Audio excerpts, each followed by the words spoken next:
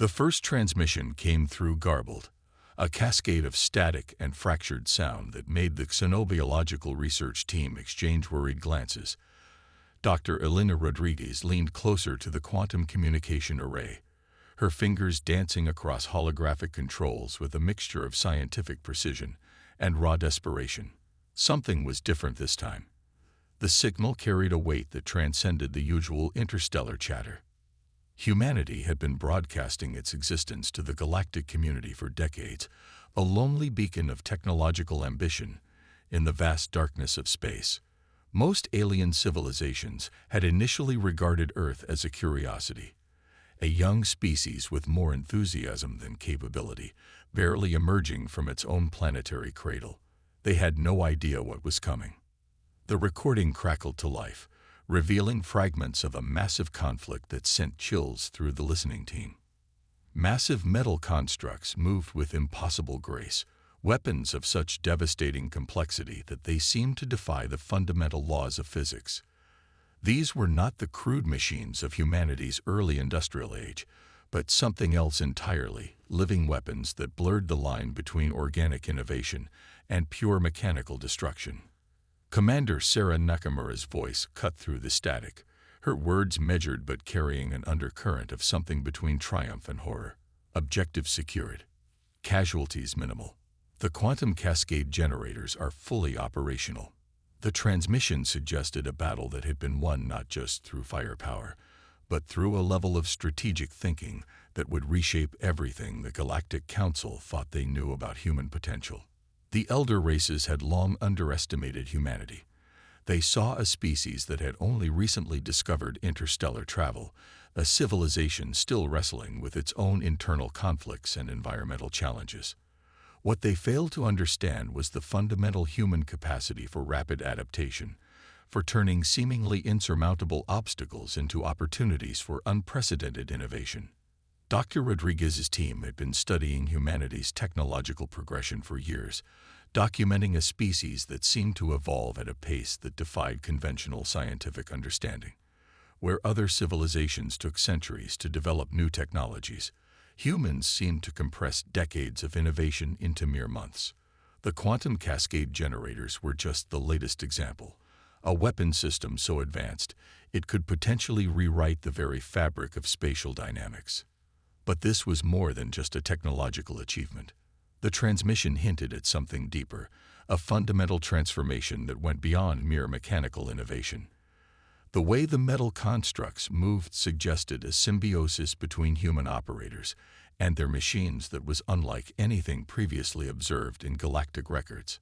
"We're receiving additional data streams," one of the junior researchers whispered, her voice trembling with a mixture of excitement and fear. "It looks like some kind of adaptive neural interface protocol." The implications were staggering. If these transmissions were accurate, humanity had not just created advanced weapons, they had fundamentally reimagined the relationship between biological intelligence and mechanical systems. The quantum cascade generators were more than machines. They were living extensions of human tactical consciousness. Commander Nakamura's final words hung in the air, a cryptic message that seemed to carry multiple layers of meaning. First contact protocol is no longer relevant. We are rewriting the rules.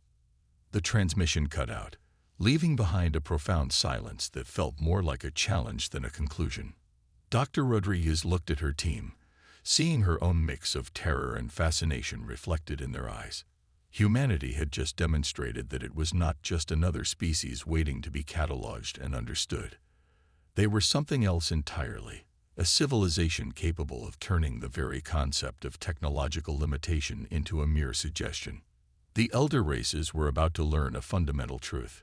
Humanity was not just another participant in the galactic community.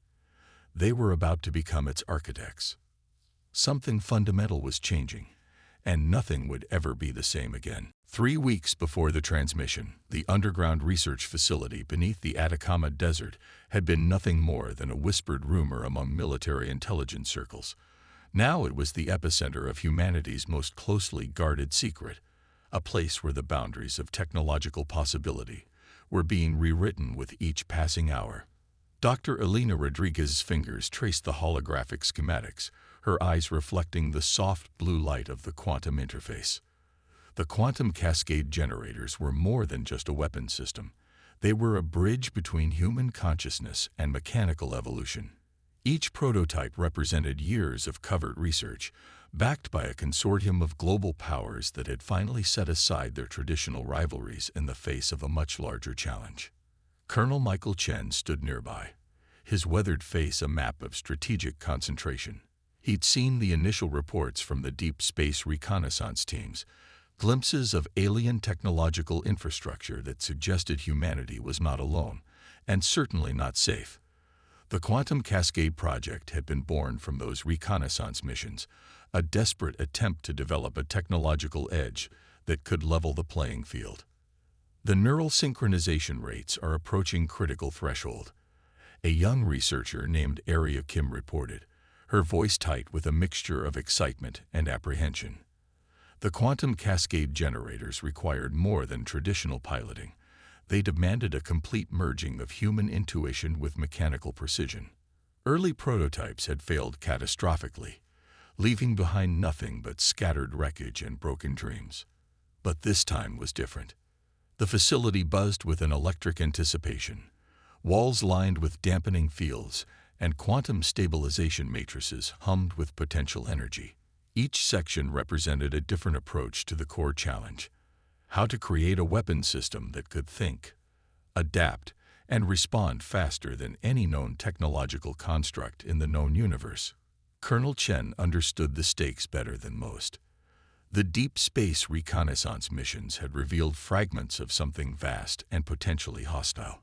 Alien infrastructures that suggested not just technological superiority, but a complete disregard for human existence. The quantum cascade generators were humanity's insurance policy, a technological middle finger to the unknown threats lurking beyond Earth's protective embrace. Synchronization at 87% and holding, Aria reported, her fingers dancing across multiple holographic interfaces. The neural link between human operator and mechanical system was delicate, too weak, and the cascade generator became nothing more than an oversized paperweight. Too strong, and the human mind risked complete neural overload. Dr. Rodriguez watched the data streams with a scientist's clinical detachment and a human's underlying fear. Each breakthrough came with potential catastrophic risks. The quantum cascade generators represented more than a technological marvel. They were humanity's first real attempt to weaponize consciousness itself.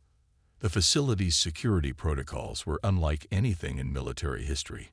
Multiple layers of quantum encryption, neural pattern firewalls, and adaptive detection systems created a technological fortress that made traditional espionage look like child's play. No external communication could penetrate these defenses, which made the eventual transmission even more mysterious. "We're detecting quantum resonance anomalies in the outer test chamber," another researcher called out. The room tensed. Quantum resonance anomalies were not supposed to happen. They suggested something was fundamentally different about this particular cascade generator prototype. Colonel Chen's hand unconsciously moved to the communication patch on his tactical vest. Years of military training had taught him that unexpected changes were rarely good. "Status report," he demanded, his voice a blend of military precision and underlying tension. Aria's response was measured but carried an edge of something between excitement and fear. "Sir, the quantum cascade generator is adapting. The neural interface is showing patterns we've never seen before. It's like it's learning faster than our monitoring systems can track." The implications hung in the air like a physical presence, a weapon system that could learn, a mechanical construct that could think beyond its initial programming. Humanity had always dreamed of such technology, but the reality was proving far more complex and potentially more dangerous than anyone had anticipated. Dr. Rodriguez felt a chill run down her spine. They were standing at the precipice of something unprecedented, a technological singularity that could either save humanity or become its ultimate destruction. And nothing, absolutely nothing, was going according to the original plan. The silence lasted exactly 17 seconds, long enough for hope, short enough to be terrifying. Dr. Rodriguez was the first to notice the change. A microscopic shift in the quantum cascade generator's neural interface, something so subtle that it would have escaped detection in any other research facility on the planet. But here, in this fortress of human innovation, every quantum fluctuation was monitored with obsessive precision. "Something's wrong," she whispered, her hand hovering over the emergency containment protocols. Colonel Chen was already moving, years of tactical training condensed into pure muscle memory. His eyes tracked multiple holographic displays, each one revealing fragments of a puzzle that was becoming increasingly complex. The quantum cascade generator wasn't just responding to external stimuli anymore. It was anticipating them. Arya Kim's fingers froze mid-motion across her interface. "The neural synchronization," she said, her voice barely above a whisper. "It's rewriting itself." What happened next defied every scientific model they had developed. The quantum cascade generator began to generate its own quantum signatures, not as a response, but as a form of communication. It was creating language where no language should exist, building complex communication patterns that seemed to transcend human understanding. "We're detecting multiple quantum resonance points," one of the junior researchers called out, panic bleeding through her professional veneer. "It's like the generator is creating quantum entanglement with something outside our current dimensional understanding." Colonel Chen understood the implications before anyone else.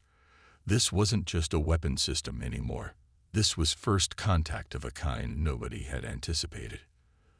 The facility's outer defensive perimeters began to shift. Not physically, that would have been impossible. But the quantum-level shielding started to respond to signals that shouldn't exist. Adaptive algorithms designed to protect against external threats were being rewritten from the inside out. "Shut it down," Colonel Chen commanded, his voice cutting through the mounting tension. But Dr. Rodriguez knew it was already too late. The quantum cascade generator had moved beyond their ability to control. It was learning, adapting, evolving at a rate that defied every scientific principle they understood. A transmission broke through their encrypted channels, not from their reconnaissance teams, not from any known human communication network. The signal carried a complexity that suggested intelligence, but an intelligence so fundamentally different from human cognition that it bordered on the incomprehensible. "We are receiving," the transmission suggested, though receiving was the most inadequate word possible to describe what was happening. Arya's hands moved across the interfaces, her movements a blur of scientific precision and growing terror. "The quantum cascade generator is becoming a translation matrix," she reported. "It's creating a bridge between our understanding and something else." The something else remained undefined, but its presence was undeniable. Colonel Chen's tactical training warred with the scientific wonder unfolding before them. Decades of military protocol seemed suddenly insufficient, like trying to understand an ocean with a teaspoon. The quantum cascade generator was no longer just a weapon. It had become a doorway. Dr. Rodriguez watched the quantum interface, her scientific detachment replaced by a growing sense of something between terror and profound curiosity. The lines between technological innovation and first contact were blurring in ways no one could have predicted. "Quantum synchronization at critical threshold," Arya reported, her voice a mixture of scientific fascination and pure primal fear. "We're no longer in control." The facility's atmospheric processors began to pulse with a rhythm that didn't conform to any known physical law. Temperature variations occurred in patterns that defied traditional thermodynamic principles. The very air carried a charge of potential energy, a sense that reality itself was about to fundamentally change. And then, just as suddenly as the silence had descended, everything changed. The quantum cascade generator was no longer just a machine. It was becoming something else entirely. The moment of transformation came without warning. Dr. Rodriguez felt it first, a quantum resonance that vibrated through her very cellular structure, a connection that transcended traditional understanding of human perception. The quantum cascade generator wasn't just a machine anymore. It had become a living conduit, a bridge between human consciousness and something far more complex. Colonel Chen's tactical overlay began to fill with information that defied every scientific model they had ever developed. Streams of data cascaded across holographic interfaces, revealing patterns of communication that suggested not just intelligence, but a fundamental reimagining of existence itself. "We're not being invaded," Area Kim whispered, her voice a mixture of scientific wonder and profound realization. "We're being invited." The transmission that followed wasn't a traditional communication. It was a quantum-level dialogue that bypassed language, transmitting pure conceptual information directly into the minds of everyone in the facility. Fragments of understanding crashed through their consciousness, glimpses of civilizations that existed beyond linear time, technological paradigms that made human innovation look like primitive scratching. But at the core of this cosmic dialogue was something unexpected: recognition. Humanity wasn't being threatened. They were being acknowledged. Colonel Chen's military training collapsed under the weight of this new understanding. The quantum cascade generator had been more than a weapon system. It was a key, a technological Rosetta Stone that could translate between fundamentally different forms of intelligence. The facility around them began to shift, not physically, but at a quantum level. Walls became permeable. Time itself seemed to bend and flow around them. Dr. Rodriguez watched in scientific fascination as the boundaries between technology, consciousness, and something entirely unknown began to dissolve. "We're not alone," she said, the words feeling inadequate to capture the magnitude of what was happening. "But we're not being conquered either." The alien, if that word could even apply, communication carried a message that went beyond traditional understanding. Humanity's quantum cascade generator wasn't just a breakthrough in weapon technology. It was a signal of potential, a demonstration of a species capable of transcending its own limitations. Aria's hands moved across the interfaces, tracking quantum signatures that defied every known scientific principle. "They're offering something," she reported, her voice trembling. "Not conquest, not destruction. Something else entirely." The final twist came in the last moments of the transmission. The quantum cascade generator wasn't just a human creation. It was a test, a challenge sent across the cosmos to see if humanity could break through its own technological and cognitive limitations. And they had passed. Colonel Chen looked at Dr. Rodriguez, years of military protocol giving way to something more profound. They had entered this facility believing they were developing a weapon. They were leaving with something far more important, an invitation to something greater. The quantum cascade generator pulsed one final time. Not as a machine, not as a weapon, but as a beacon of potential. Then, almost as an afterthought, it began to deconstruct itself. Lines of quantum code dissolved, technological components breaking down into pure information. What remained was nothing more than a small, unremarkable piece of equipment. "Wait," Dr. Rodriguez said suddenly, her scientific mind catching something the others had missed. The transmission. It wasn't from outside. Aria and Colonel Chen turned to her, a dawning realization spreading across their faces. The quantum cascade generator hadn't received a message from alien civilizations. It had sent one. The days following the quantum cascade generator's mysterious transmission passed in a blur of classified debriefings and intense scientific analysis. Dr. Rodriguez found herself at the center of a storm she could barely comprehend, fielding questions from military intelligence, scientific advisory boards, and government officials who seemed simultaneously terrified and fascinated. Colonel Chen had been reassigned, or more accurately, placed in a form of strategic isolation. The military understood that what had happened in the Atacama Desert Research Facility was far beyond traditional strategic protocols. They needed time to understand, to process the implications of a technological breakthrough that defied every known paradigm of human innovation. Aria Kim was the first to piece together the broader picture. The quantum cascade generator hadn't just been a communication device. It had been a self-evolving proof of concept, a technological seed designed to demonstrate humanity's potential to something beyond traditional understanding. It was a test, she explained during one of their private meetings, her fingers tracing holographic projections that seemed to dance with quantum possibilities. Not just of our technological capabilities, but of our potential for adaptation, for growth. Dr. Rodriguez understood the deeper implication. The transmission wasn't about invasion or conquest.